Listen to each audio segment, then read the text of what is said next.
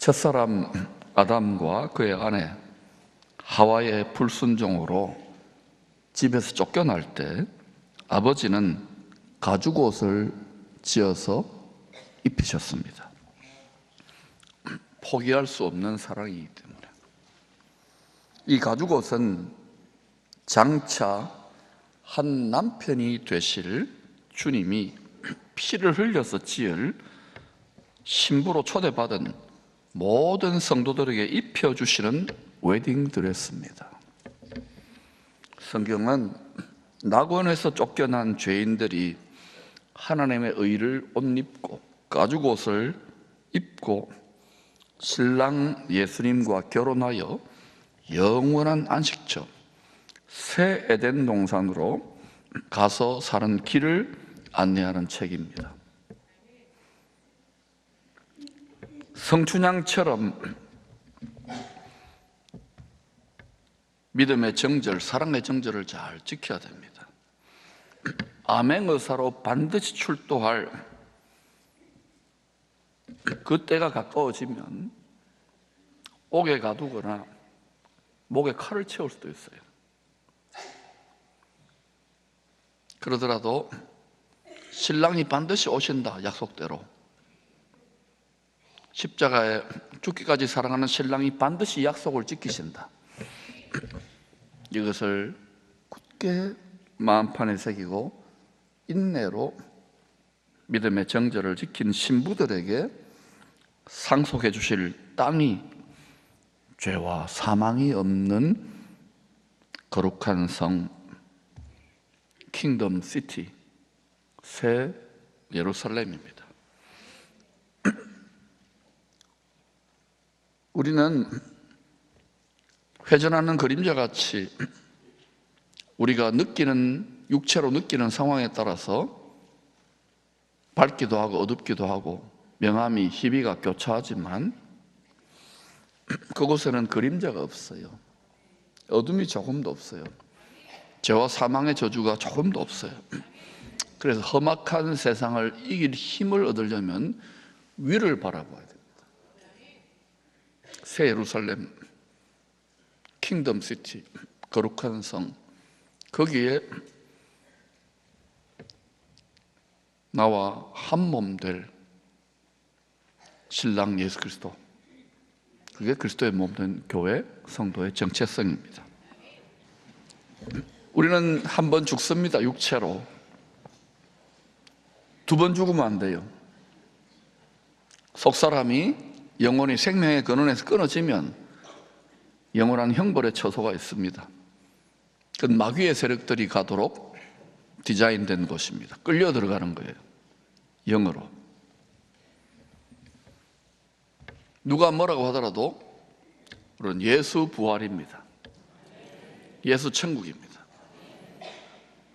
지금 우리 마음판에 선명하게 새겨져야 되고, 이제는 유튜브 시대이기 때문에 눈으로 위에 있는 새 예루살렘, 우리가 길이 영원히 살 그 생명시냇가 새 에덴 동산에 우리가 심어진 것을 늘 바라보고 보고 생각하면서 살아야 됩니다. 자꾸 세상에 땅에 육체만 보면은 나이 들어갈수록 아이고 우리가 얼마나 많은 일들을 겪습니까? 위를 바라보시고 위의 것을 생각하시기를 축원합니다.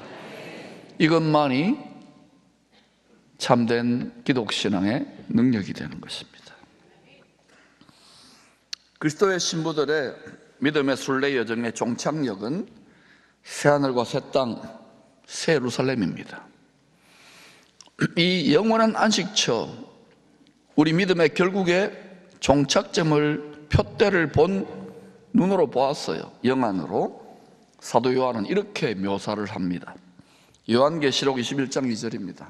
시작. 또 내가 보매 새 예루살렘이 하나님께로부터 하늘에서 내려오니 그 준비한 것이 신부가 남편을 위하여 단장한 것 같더라. 새 예루살렘이 뭐냐? 어린 양과 어린 양 예수님과 결혼하여 한 몸 된 성도들이 내려온다는 거예요. 한 몸이에요. 우리 썩어질 부패할 정욕의 몸을 따라 살면 반드시 끊어집니다. 예수 믿는 것은 몸을 드리는 거예요. 예배 자꾸 몸을 드리는 연습을 하는 거예요. 헌신 예배 100만 번 드려도 그냥 형식이 되면은 여러분 신앙의 진수를 맛볼 수 없어요. 이제는 다시금 숫자는 많아지고 전 세계 기독 신앙인들이 늘어났지만 솔라 스크립툴라, 오직 성경으로 돌아가서 우리 믿음을 다시금 재건축하고 재점검해야 될 시즌인 줄로 믿습니다. 부모들이 가정의 제사장이 되어, 할아버지 할머니들이 가정의 제사장이 되어 내 믿음을 먼저 새롭게 재건하고 자손들에게 이 영원한 기쁨, 영원한 안식을 상속해 줄 수 있는 하나님의 소유가 된 백성, 왕 같은 제사장으로 성장해야 됩니다. 그러나 현실은 어때요? 내 믿음 하나 지키기도 힘들지요. 그럼에도 불구하고 포기하면 안 돼요. 죄를 이기는 자들이 영원한 안식처 새 예루살렘의 주인공이 되기 때문입니다. 더 나아가서 천사는 요한에게 지극히 귀한 보석으로 건축된 하늘에서 내려오는 새 예루살렘을 신부, 어린 양의 아내라고 계시해 줍니다. 새 예루살렘이 뭐냐? 그리스도의 돕는 배필, 한 몸 된 성도들의 공동체가 새 예루살렘이에요. 이 신비를 우리가 마음으로 소화를 해야 구약의 예루살렘 수많이 나오는 이게 다 이해가 되는 거예요.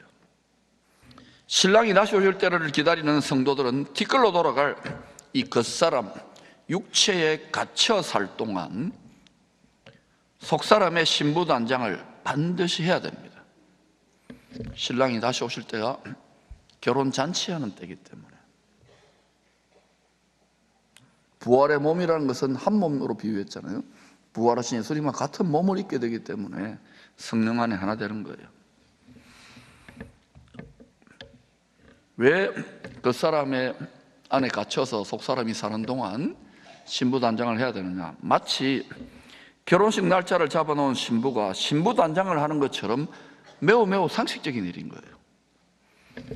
근데 이 매우 상식적인 일을 죄송하지만 게으름 피우거나 안 하는 분들이 꽤 돼요. 정직하게 말씀드리면 먹고 살기도 힘들고 공부하기도 바쁘고 이것저것 놀러 다니기 바쁘니까 게을리해요. 이게 게을리.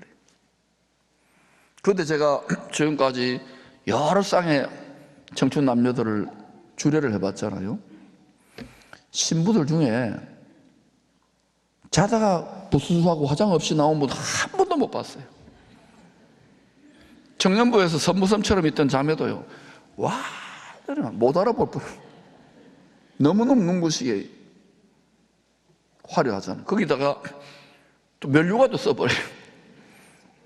그거는 쓸 수 있지만 그게 전부 다 성경을 비유로 해서 하는 서양 결혼식이에요. 신부단장 해야 될 때입니다, 여러분. 세상이 얼마나 빠르게 말씀대로 성취되는지 몰라요. 요한계시록 19장 7절에 그 신부단장이 뭐냐? 어린 양의 혼인기약이 이르렀고 그의 아내가 자신을 준비 신부단장하였으므로 그에게 빛나고 깨끗한 세마포 옷을 입도록 웨딩드레스지요 허락하셨으니 이 세마포 옷 웨딩드레스는 뭐라 그래요? 성도들의 옳은 행실이다. 옳은 행실로 살아야 돼요. 이게 세상의 빛이요 세상의 소금이에요.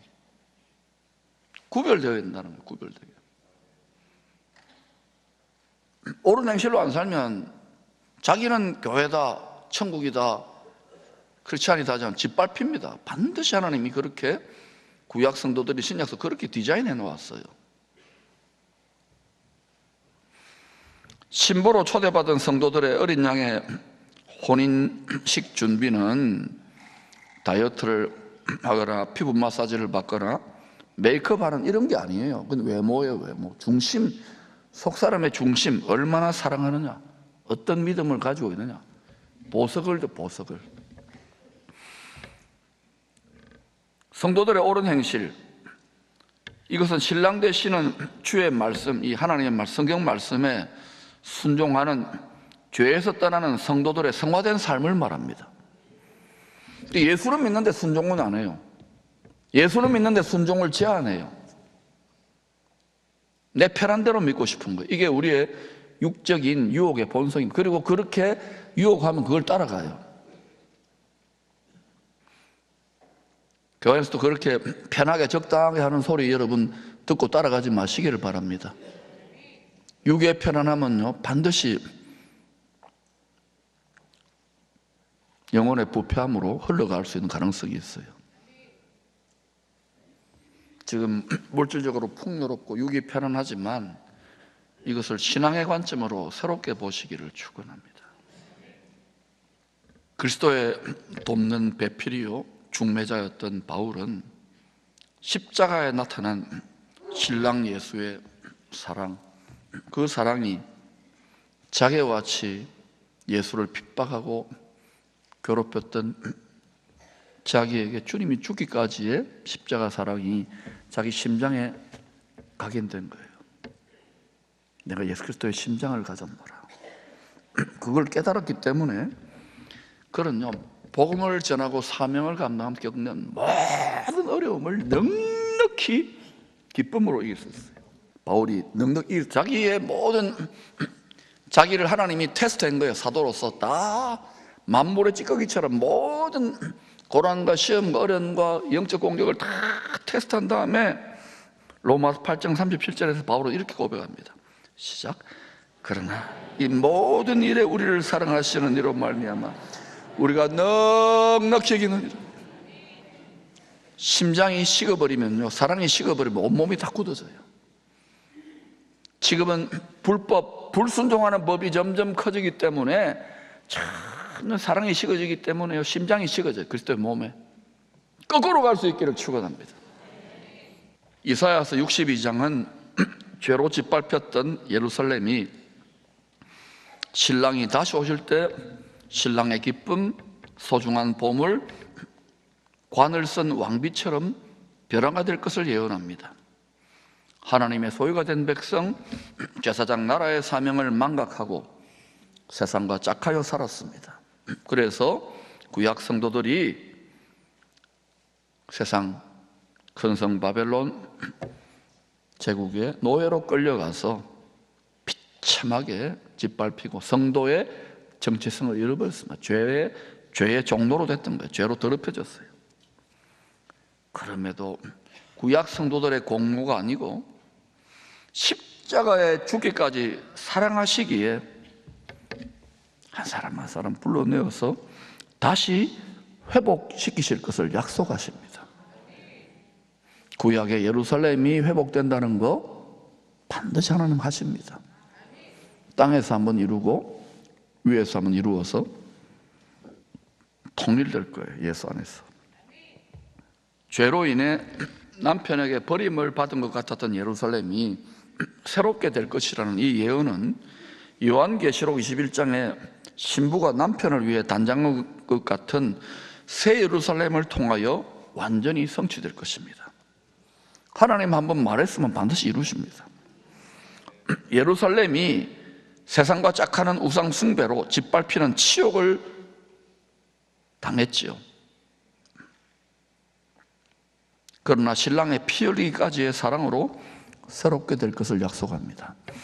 여러분, 예루살렘이 여러 개입니다. 따라합시다. 위에 있는 예루살렘, 새 예루살렘 말합니다. 그 다음에 땅에 있는 예루살렘, 저쪽 동네에 있죠. 그 다음에 또 있어요. 어디 있습니까? 우리 마음 안에 예루살렘 성이라고 생각하세요. 우리가 이 세상과 짝하여서 이 세상이나 세상에 있는 것들을 더 사랑하고 그게 짝해서 그게 좋아가지고 음란의 영을 따라서 살면은요 치욕을 당합니다. 밟힙니다. 그래서 마음을 성처럼 지키고 요새처럼 지키고 집처럼 지키라는 말이에요. 그리스도와 한 몸 된 일신동체가 이게 그리스도의 신부들이에요. 그 사람들이 뭐 살아있을 때 뭐 휴거가 되든지 공중으로 끌어올려지든지 하지, 엉망진창으로 뭐 예수 믿고 천국 간다 그러고는 그게 아니에요, 여러분. 성경을 다시 읽어봐야 돼요. 그러니 하나님 말씀으로 돌아가서 다시금 새 출발 해보십시다.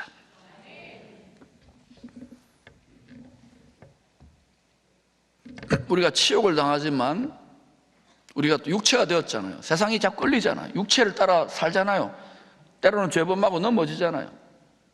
근데도 신랑의 피 흘리기까지의 사랑으로 새롭게 회복될 것을 약속합니다. 우리가 지금 뉴 크리에이션, 새로운 피조물로 새 예루살렘으로 회복되고 있잖아요. 거룩한 나라로 회복되고 있잖아요. 이미 시작된 거예요. 잘 짓고 잘 지으십시다. 저 동네도 땅에 있는 예루살렘으로 끝장내려고 하는 저 동네도 그래서 미혹을 당해서 고통하겠지만 그들은 마라나타 아멘 주 예수 오시옵소서를 고백하게 됩니다. 성경대로. 앞으로는 분명히 말씀드립니다. 구세주 전쟁, 누가 그리스도냐, 누가 메시아냐, 이 전쟁이에요. 누구에게 구세주로 경배하는 이 전쟁이라니까요. 인류가 그리로 가고 있습니다. 정치적 사회 문화가. 이걸 환하게 보셔야 돼요. 우리는 복음의 새 언약을 증거하기 위해서 물질 얻을 능력도 구하시기를 축원합니다. 그러지 않으면 저기 주가 따라서 왔다리 갔다리 바람에 날리는 겨와 같을 거예요. 이사야 62장 4절이 그 일을 구약의 버전으로 이야기합니다. 시작. 다시는 너를 버림받은 자라 부르지 아니하며 다시는 이 땅을 황무지라 부르지 아니하고 오직 너를 헵시바라 하며 이 땅을 뿔라라 하리니 이는 여호와께서 너를 기뻐하실 것이며 내 땅이 결혼한 것처럼 될 것임이라. 명심하세요. 주님은 신부로 초대한 우리들을 그냥 사랑하는 정도가 아닙니다. 우리와 결혼하고 싶어서 상사병이 나가지고 십자가에 피 흘려 죽기까지 사랑하신 것입니다. 이 피의 사랑을 모욕하면 안 돼요. 사랑해? 이러고는 세상과 짝하면 안 된다는 거예요. 그 머리로 알면 그렇게 돼요. 심장으로 각인되면은 이겨내지 못할 게 없어요.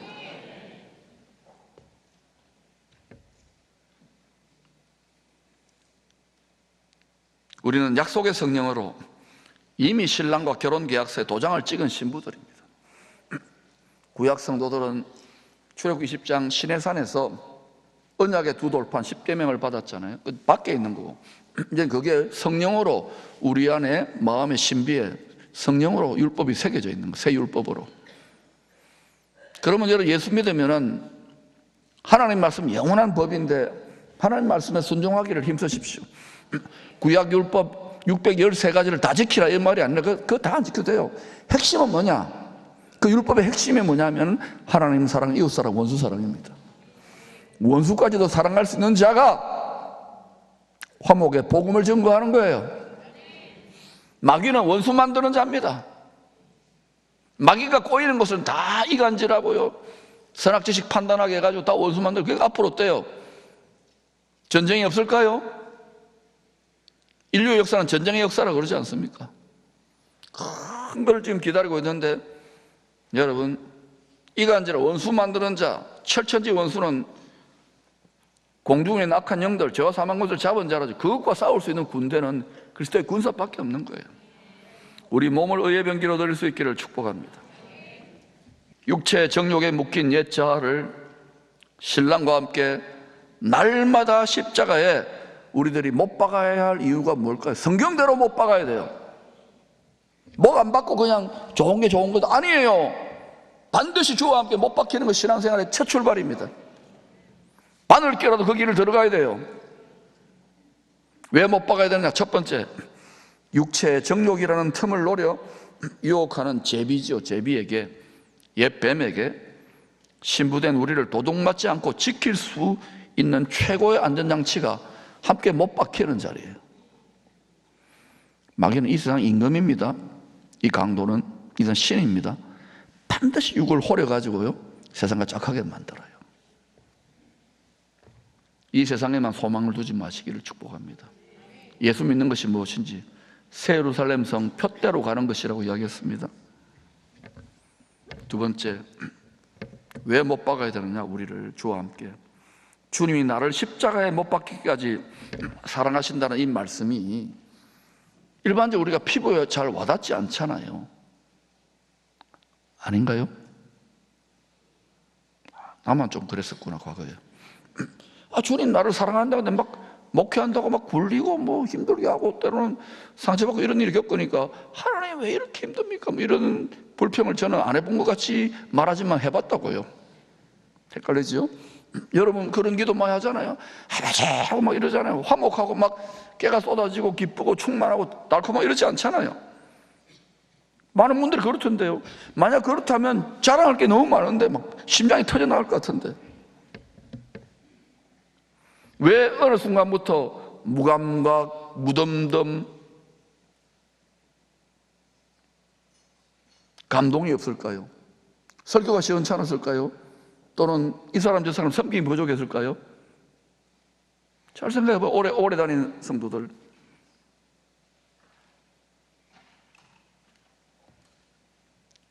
말마다 못 박았느냐는 거예요. 주와 함께 그리스도 예수의 사람들은 그 육체와 함께 자신의 정욕과 탐심, 우상숭배를 십자가에 못 박았다고 하는데 이게 과거 시제인데 날마다 확인하고 또 박고 또 박아야 되는데 왜 또 깨어나면 육체로 깨어나니까 또 못 박고 또 못 박아야 돼. 이게 예수 믿는 건데 그렇게 하면 어떤 일이 하냐? 이걸 하라고 하는데 그렇게 하면 그렇게 안 해도 돼. 근데 그렇게 하면 어떤 일이 하냐? 상황이 달라져요. 신랑의 피 흘리기까지의 사랑이 머리가 아니라 우리 마음 깊은 곳. 왜? 못 박혔기 때문에 내 심장이 깨어져요. 마음이 찢어져요. 느껴지기 때문에 그 고통이 있어요. 근데 그 마음 깊은 곳에서 신랑의 사랑이 피 흘리기까지 사랑이 샘물처럼 솟구쳐서 흐르기 시작합니다. 저는 이 자리로 여러분을 초청하고 싶은 거예요. 마치 지금 이 땅에 있지만 고달픈 이 땅에 있지만 사망의 쓴물이 흐르는 이 땅에 있지만 저 위에 있는 신랑의 물과 피와 성령의 생명수의 강이 흐르는 그걸 지금 여기서 미리 맛보자는 거예요. 우리 공동체가 그 정도가 된다면 어떤 일이 날까요? 부모님들 아직 내 심령에 그 사랑의 기쁨이 포도주에 도취된 것처럼 새 포도주에 그 사랑에 도취되어 가지고 막 살은 이게 부족하다 하더라도 우리 자녀들과 자손들 앞에서는 행복한 척 하세요. 기쁜 척 하세요. 감사한 척 하세요. 왜? 자녀들 사랑하잖아요. 저도요 사역하다가 너무 힘들어서 행복 안 해요. 원통하고 힘들 때가 있더라고요. 근데 그때는 행복한 척 기쁜 척 하는데 지금은 안 그래요. 지금은요 너무 취해버렸어요. 새 포도주라고 있어요. 십자가에 신랑 예수님 나를 피 흘리기까지 사랑한 게 자꾸 느껴지는 걸요. 자꾸 솟구치는 걸요. 이걸 여러분에게 이 사랑을 마시게 하고 싶은데 이것이 진실로 내 안에 날마다 솟구치 흐른다면 그때부터는 좁은 길을 걸어가면서도 밤낮 기뻐하게 돼요. 그 자가 심령이 부유한 자이고 많은 사람들을 풍요케 하고 많은 사람들을 옳은 대로 돌아오게 하는 별과 같은 주님의 눈에는 보물과 같은 신부들이랍니다. 이 축복이 임하기를 축원합니다.